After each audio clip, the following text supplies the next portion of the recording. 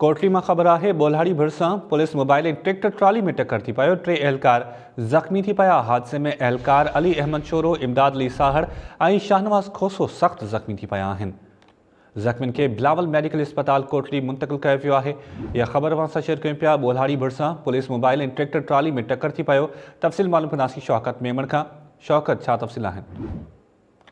बिल्कुल कोटली वेझो बोल्हाड़ी लॻ उंगर थाणे जे हद में पुलिस मोबाइल ऐं ट्रैक्टर ट्राली में टक्कर थी पियो आहे, जंहिंजे नतीजे में 3 पुलिस एहलकार अली अहमद शोरो, इमदाद अली साहड़ ऐं शाहनवाज खोसो सख्त जख्मी थी पिया आहिनि, जिन खे कोटली जे बिलावल मेडिकल अस्पताल में मुंतकिल कयो वियो आहे। कोटली अस्पताल में हिकु ॼणे जी नाज़ुक हालत हुअण करे खेसि सिविल अस्पताल हैदराबाद मुंतकिल कयो वियो आहे।